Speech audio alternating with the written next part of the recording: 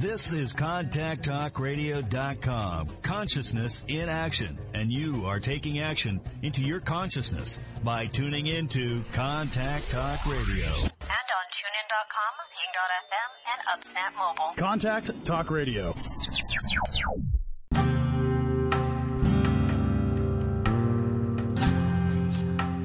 Welcome to Spiritual Psychic with Sarah Wiseman, where you'll learn how to unlock the secrets of spiritual intuition and your own psychic gifts. Here's Sarah.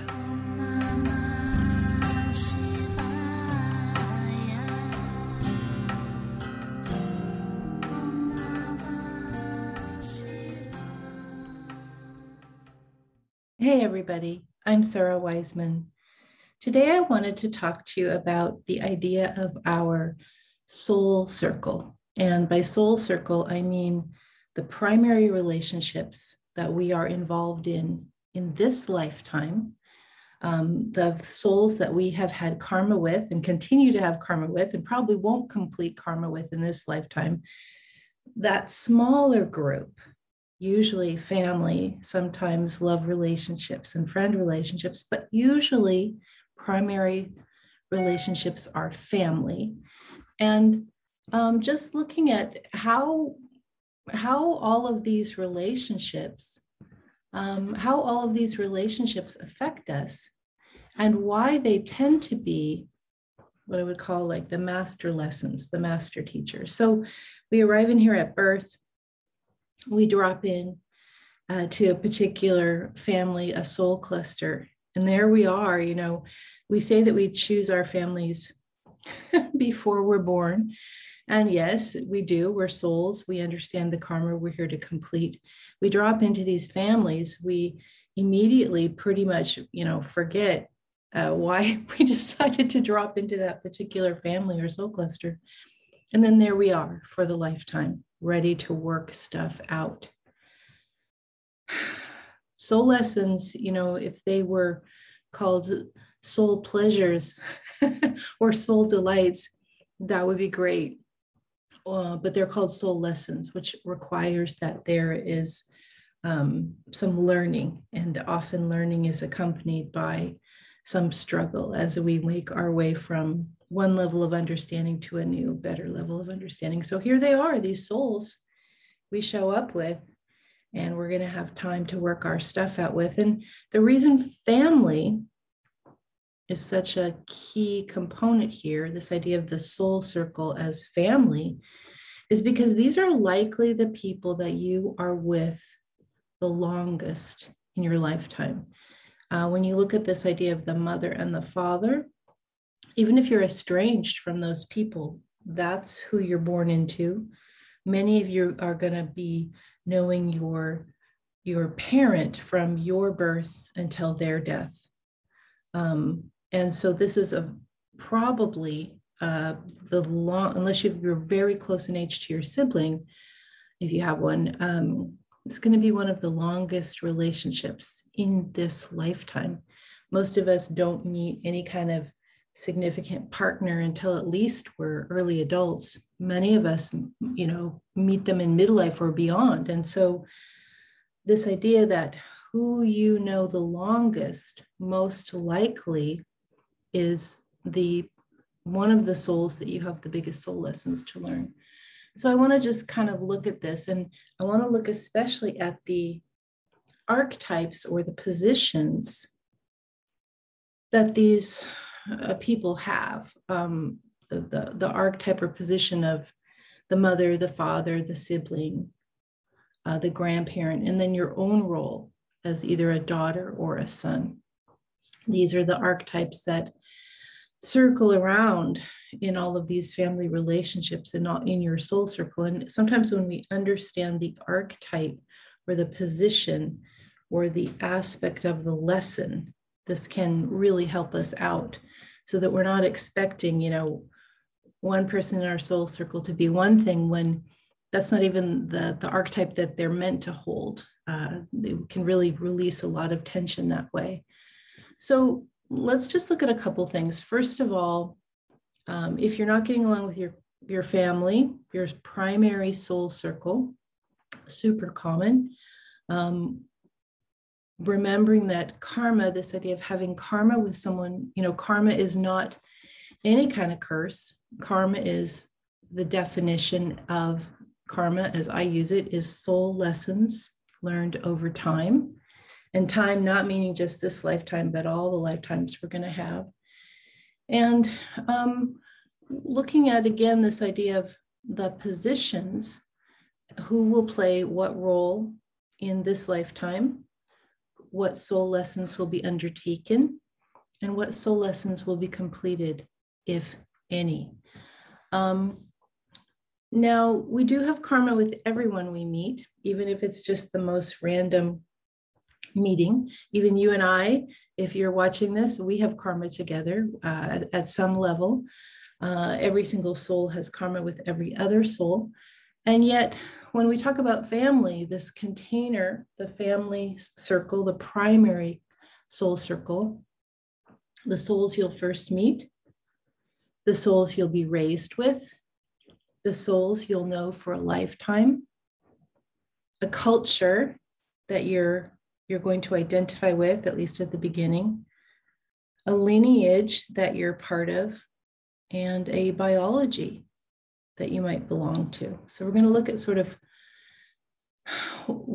some of these factors as we go deeper.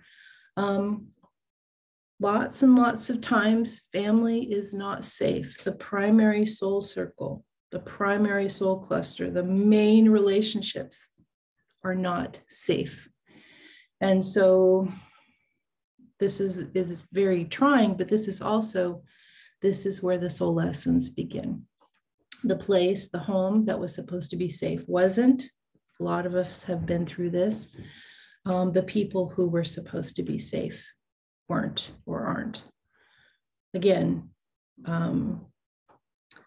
this is a great tragedy, and yet here is the place where we begin to do this work of releasing our own understanding and moving beyond the unsafe, the unkind, the abusive, and so forth. We release ourselves from that, and in doing that, we release ourselves from the pattern. And again, it's hard because we get so used to the dysfunction. We get so used to the dysfunction that we don't even know it's dysfunction, and yet, finally, as we become adults, we can sort of look at it differently with different eyes. So I want to just sort of look at this idea of who the karmic archetypes are. And so here we go. It's mother, father, sibling, relatives, grandmother, grandfather, daughter, and son. Now, remembering that everyone begins as a daughter or son, and you might, change your identity later and play a different role, but everyone begins as a daughter or son. And many of you are mother or father or sibling. Some of you are grandmother or grandfather, even as we're listening now. So understanding the archetypes lets us see what we're doing. And so the role of the mother, for example, is very important. I want to go back to this a little bit. I lost my place, but the role of the mother is to nurture. So the soul lesson begins if you have a nurturing, loving mother, or you don't. Either way, there's going to be soul lessons for you there. The role of the father is to protect and to lead. These are the traditional archetypal roles. If your father doesn't do that, right, then you've got some soul lessons to learn. The role of the sibling, we think that we are the same as our siblings, but we're not. Our siblings are merely souls that we often share biology with. And our siblings are souls that we are dropped into the same container, the same family container. We might be completely different from them, or we might be very similar. it's not really important, but the main thing is that we will be in the same timeline of events and most likely have a very different interpretation of what happened. We could even be twins with someone and see a particular event or crisis in the family and have completely different interpretations. So the sibling is a witness to whatever if you have a sibling, your sibling is a witness, or if you are a sibling, you are a witness to your sibling archetypally. And yet you witness the event, the dysfunction, the abuse, or the love and the nurturing, you witness it, and yet you interpret it differently. Grandparents, the grandmother is the mother of the mother or father, has a different view on how the souls are progressing from birth to death, has a different, longer view of the ancestry. Grandfather holding the father, protect and lead, and yet again, maybe fulfilling the role or not. And so as we kind of look at like all the expectations, we look at all the expectations, and when we see the archetype and when we know the archetype and we apply that to our own mother, father, sibling, grandparent, grandmother, relative, and then we look at our own view as daughter or son or whatever you're identifying with as now, it can just become very clear why the family, why this primary soul circle is such a fantastic training ground for learning these these soul lessons. Yes, not soul delights, not soul pleasures, are soul lessons. So what I'd like to present to you is that families are notoriously tricky. Even if they're super loving, there's still a lot of miscommunication. And there's some ways and techniques that I use that a lot of you guys have learned where you don't have to have. You want to heal the family circle. You want to heal the soul circle. You want to get past these karmic lessons. And so it's going to take some kind of contact with the other family member. But sometimes it's not safe, or sometimes the level of communication is so dysfunctional that there's got to be another way. You don't want to have contact and you don't want to have conflict. And so with no contact and with no conflict, how do you create change in the energy? So one thing to know is simply by holding the intention for healing for yourself, for your other family members, your soul circle members, simply by holding the intention for healing and being willing to allow healing, change has already started. The next is in working with soul-to-soul communication, which is one of the things I teach. You as a soul, the other person as a soul, you are connecting to that part of them as opposed to connecting to their mind, ego, personality all being one thing. You're connecting from one soul to another and saying, look, we've been around this block a lot of times, many lifetimes. Here we are still working on the same karmic lesson. What can be done here?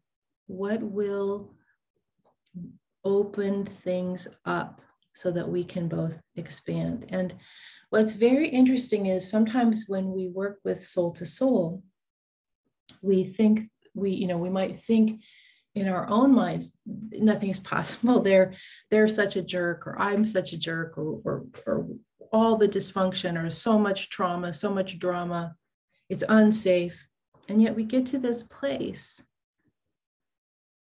and things do change.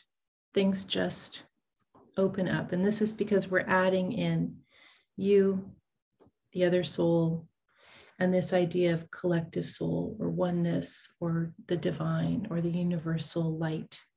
We're adding that elevation of vibration in. And this takes us from our grouchy, awful human selves sometimes and allows us to work in a really different way.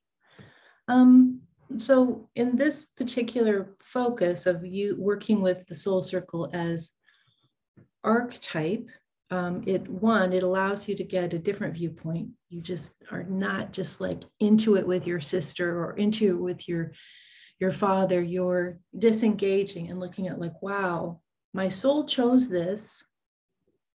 What's that about?